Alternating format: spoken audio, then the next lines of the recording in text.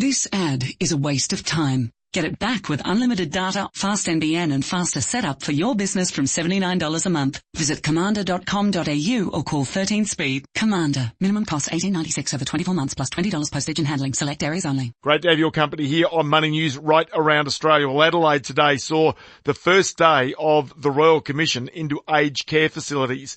This is an important Royal Commission, I believe, and we've explained this to you before, because this is you, this is me, this is our parents, grandparents, who could very well be the potential victims of substandard service and care inside the wrong facility. The problem is, as a consumer, as a parent, as a grandparent, whatever, you wouldn't know. And that's the fundamental problem. So the very first witness up there was Barbara Briggs. Her husband, Bob, died in 2016 after being mistreated and over-medicated at the Oakton nursing home. So this is in Adelaide. She broke down, very hard to hear from her. She basically said that it was a long battle. She heard nothing. She raised her concerns. They were constantly downplayed. And this is a fundamental problem. Somebody who has been giving evidence late this afternoon is Professor John McCallum, who is the Chief Executive of the National Seniors and also their Head of Research there. He's on the line right now. Many thanks for your time, John. Yeah, good afternoon, Ross. So just in regards to the evidence you've given and the process of this Royal Commission, just explain why you think every Australian needs to take notice of what's taking place in those hearings. Yeah, Ross, this afternoon we had the privilege of helping to set the scene for the Commission. So we need to, first of all, we need to hear those stories, the Oakton stories, the whatever else. People have to tell those stories and they have to be heard.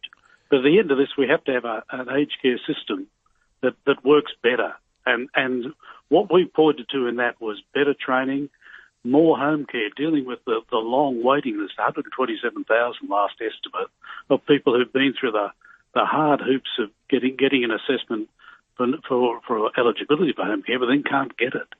And to really think harder about the consumer experience, and it isn't just walking in and out of providing a service or putting people in a bed and hoping for the best. It's providing a consumer experience.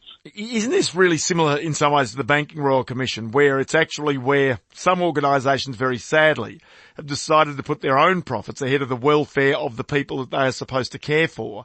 And as a result, the priorities have been skewed, and therefore people who are unable to virtually defend themselves, almost helpless in many cases, really become the victims. Ross, is exactly like that, and then the whole industry gets tarred with that brush.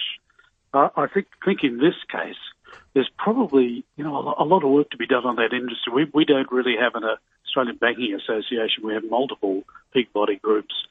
We had two agencies now created, a new Quality and Safety Agency. We just have one, and it's very new. So how do you protect until you've strengthened some of those things and get an emerging industry going in this area, because that's what it is. There's another aspect here that troubles me, and that is the Royal Commission demanded that aged care facilities provide a 5-year summary of instances of substandard care. Now, a note of 2,000 approved providers, just 900 of them responded to the Royal Commission with this information. Is that troubling to you? Very much, and I think it's a combination of things. I mean, I don't think they're going to get away with this, by the way. And the Royal Commission has powers which are quite strong.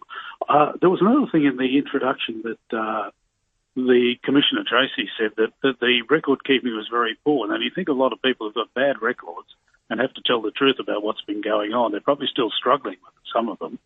I think maybe some of them are ill-advised and just don't know what to do.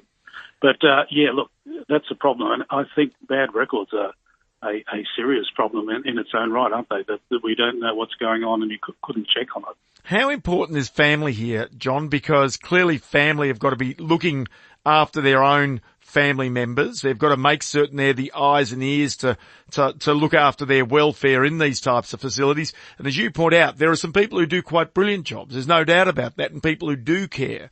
But the fact of the matter is there's also got to be avenues for whistleblowers to come forward, be it from families or be it staff members who believe that standards are not being met. And I think that's got to be the key.